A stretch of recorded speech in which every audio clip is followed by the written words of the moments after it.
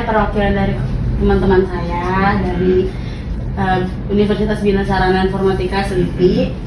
Saya izin wawancari Bapak mengenai manajemen sumber daya manusia di perusahaan ini. Gitu.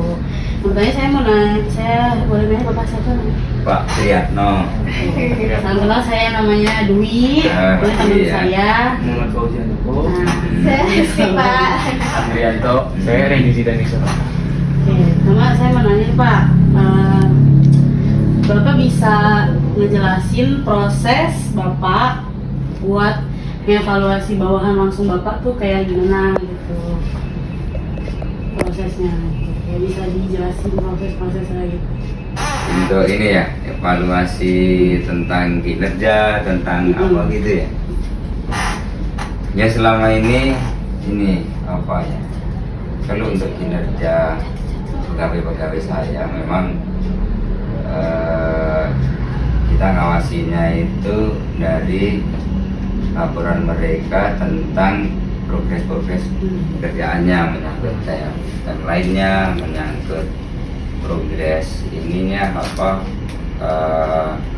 waktu pekerjaannya itu. Nah yang keduanya evaluasi kita itu karena kita itu kan berhubungan dengan hasil cetak, jadi kita evaluasi bagi operator setting ya, kita evaluasi outputnya. Kalau operator mesin cetak ya kita evaluasi dari hasil cetakannya itu, karena kan cetakan itu bukan seperti fotokopi ya. Kalau fotokopi atau print langsung jadi, kalau cetak biasanya mesti diatur tentang gitu. warnanya ini ya. Kalau cetak biasanya akan lebih cenderung ke hasil cetaknya.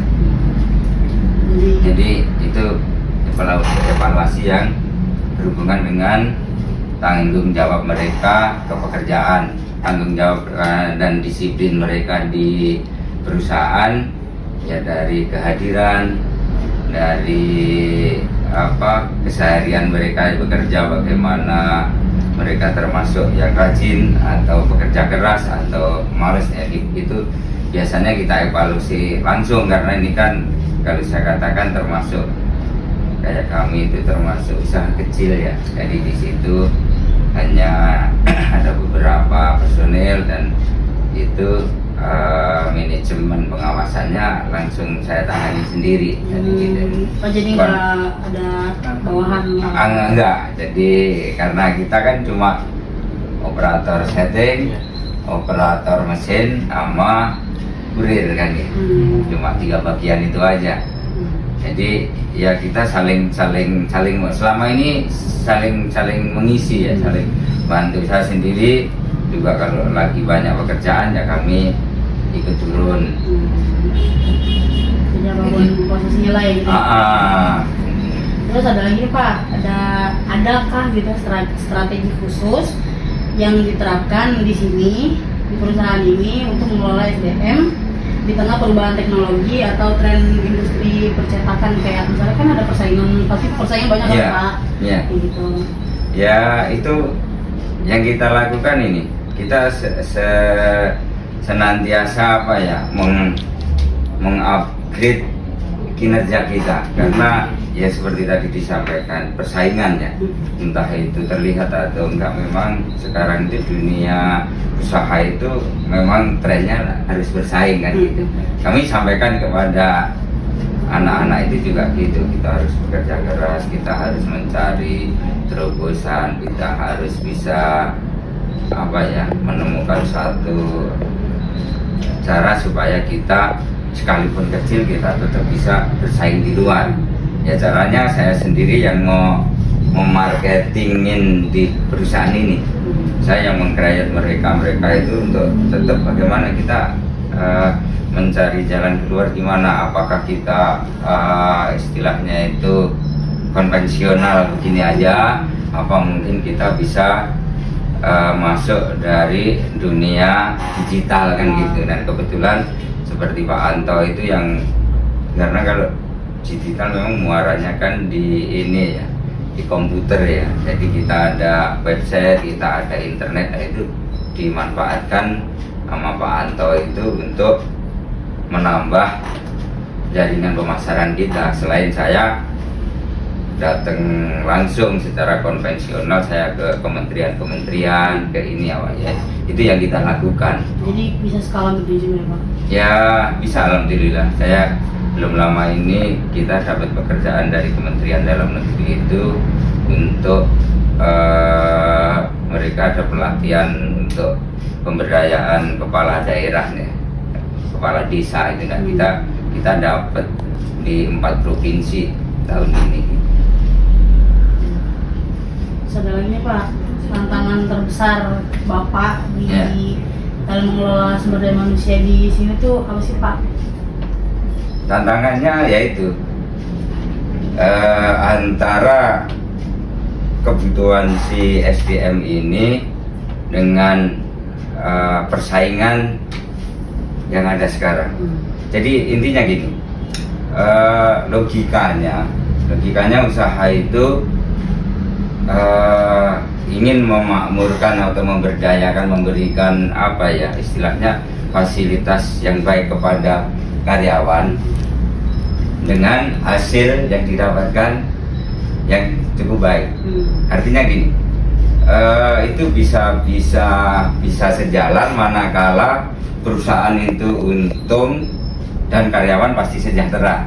Nah, sekarang yang ada di dunia, jadi tidak hanya dunia percetakan ya, untuk semua dunia usaha sampai kepada penyediaan makanan, orang jualan di usaha kecil dan sebagainya. Sekarang itu mereka dituntut untuk bersaing. Nah, karena dituntut untuk bersaing, maka benefit atau profit yang didapatkan ini tidak seleluasa kalau tidak bersaing kan gitu kan.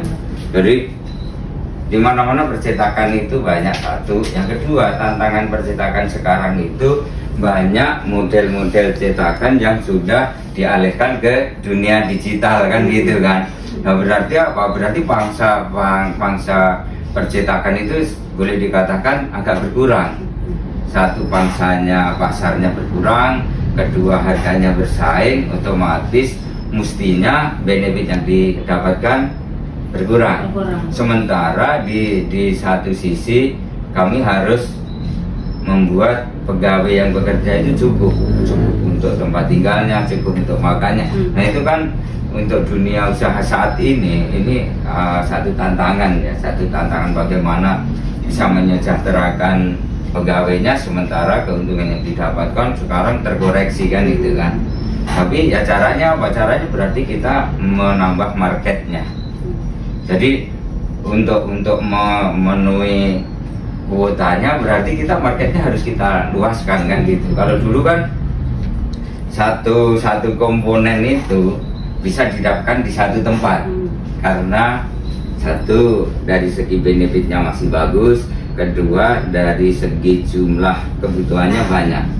Kalau dulu kan sebelum masa COVID, sebelum semuanya ke dunia digital ya, seperti satu contoh kayak industri perbankan. Jadi industri perbankan itu begitu ada produk yang baru, maka itu diaktualisasikan dengan brosur, dengan itu ya kan, untuk orang itu momennya oh ini ada tabungan seperti BRI, ada tabungan Junio untuk anak SD udah bisa nabung kan ya, dengan adanya Junio itu kan.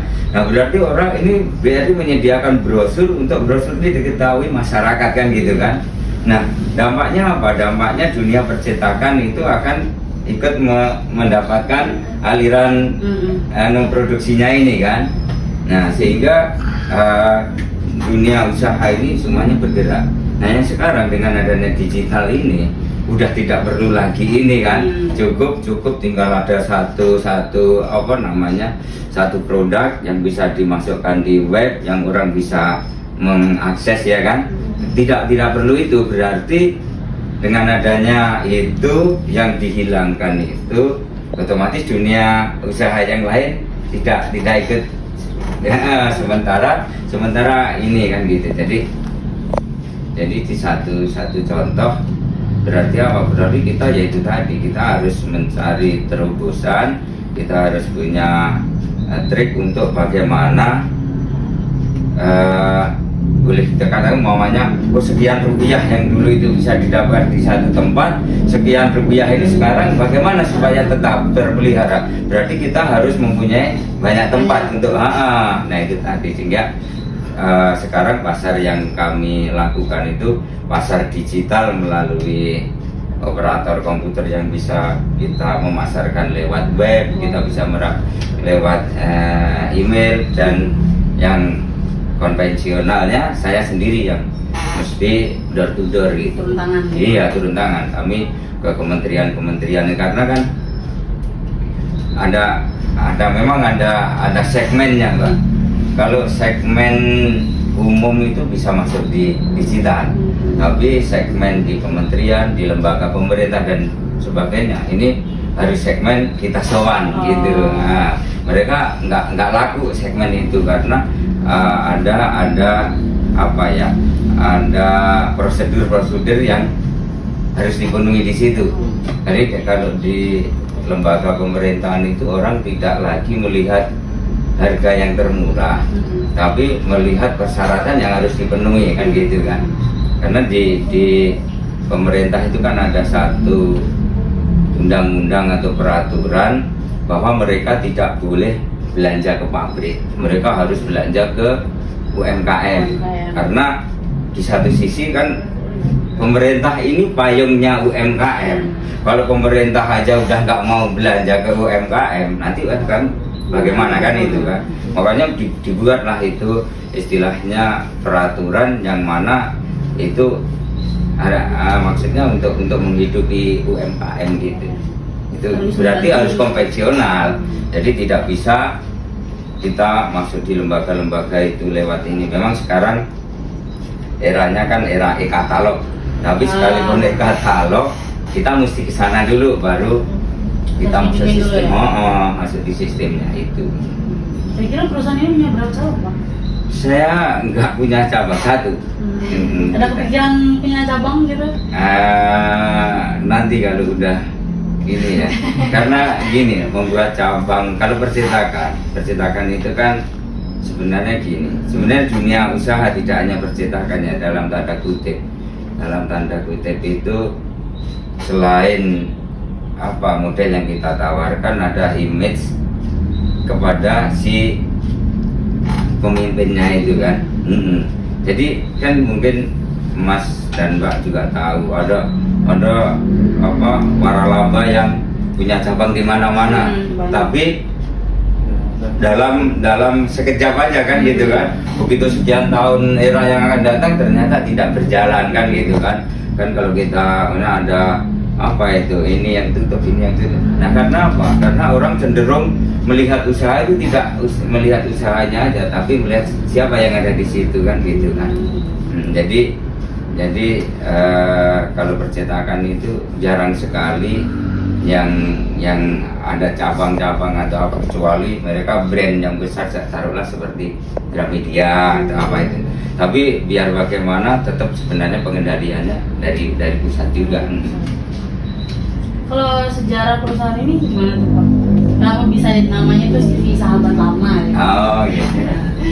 Jadi dulu kan Bapak itu bekerja di satu perusahaan percetakan juga. Nah di situ pemilik sahamnya itu kan tidak hanya Bapak kan.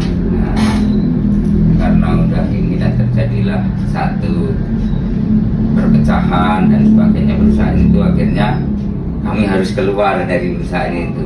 Nah, orang taunya Bapak itu masih di perusahaan itu. Nah, Bapak kepikiran ini untuk membuka usaha baru apa nih? Ya saya bikin perusahaan ini, saya namain Sahabat Lama Printing itu supaya teman-teman saya itu, oh kamu datang lagi gitu, sahabat lama nih gitu. Yang udah kami bangun dari waktu kami masih muda dulu, terus di tengah jalan terputus. Nah kami datang itu supaya perusahaan ini membawa misi untuk gitu. Kira-kira didirikan tahun berapa ini? Ini kita tahun 2020 ya Mas Anta ya? Iya. 2020 akhir. Jadi awal 2021 Januari kita mulai ini masih baru. Masih baru. Oh iya Keren Pak, sih. apakah ada program insentif atau bonus kepada karyawan?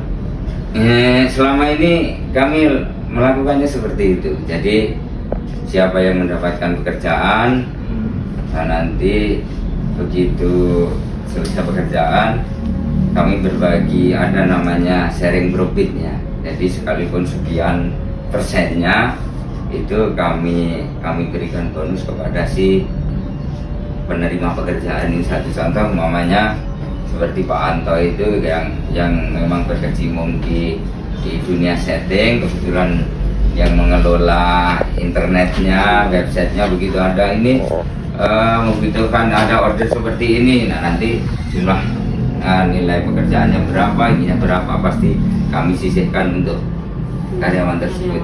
Iya. Dan ada berapa karyawan Pak di perusahaan ini? Ada 5, cuma ada 5. Keren ya Pak, bisa ke menteri. Iya. Iya ya, Bisa meluas gitu. kita memang kalau bapak emang sales tulen dari dulu, dari zaman saya jadi tenaga pemasaran itu dari tahun 92 saya itu 92, begitu kami lulus dari Jawa ke sini itu kami bekerja di perusahaan komputer waktu itu.